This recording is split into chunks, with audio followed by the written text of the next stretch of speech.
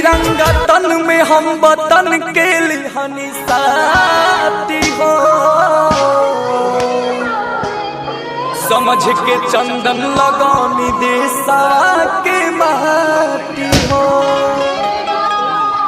कि रक्षा सीमा के करब राही के खाड़ा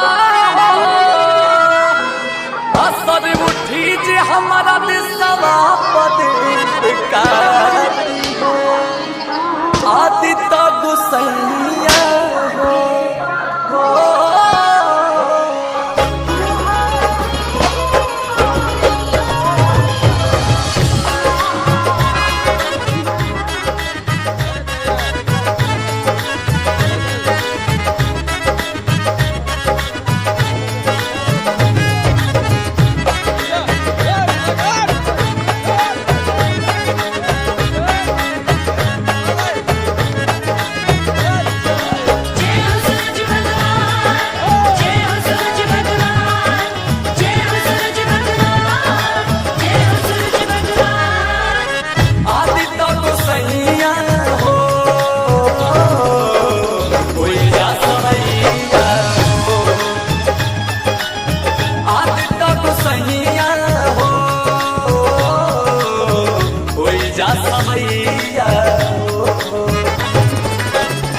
अपन शक्ति बाबा हमारा में भर दी,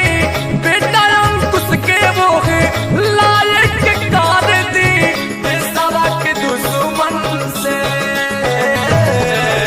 जीते सब लड़ैया हो, आदित्य गोसैया हो,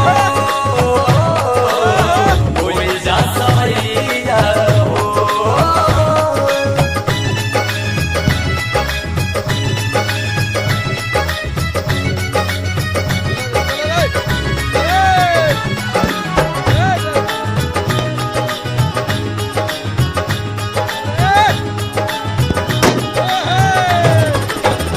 वार हर बाहर छिपके कर जाला,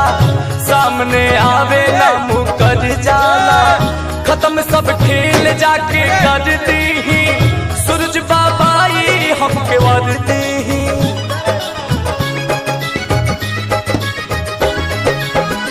वार हर बार छिपके कर जाला, सामने आवे ना मुँह कर जाला, खत्म सब खेल जाके कर दी, सूरज बाबाई हमके वर दी, काले से घेरी के माधव मुदैया हो, आदित्य गोसैया हो, कोई जा सवैया हो,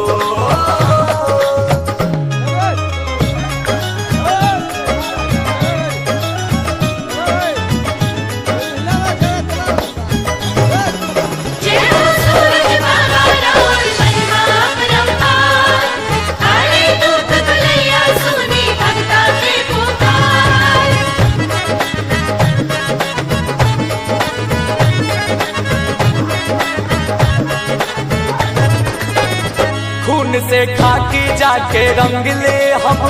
जिंदना दुश्मन के रहे ले हम, नदी सरहद पर लहू के बह जाई, पैरी के वंश तक न बच पाई,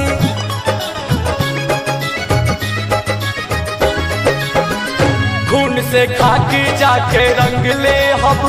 जिंदना दुश्मन के रहे ले हम, नदी सरहद पर लहू के बह जाई, पैरी के वंश तक न बच पाई, अंकुश गर्दा के सुनिला दुहैया।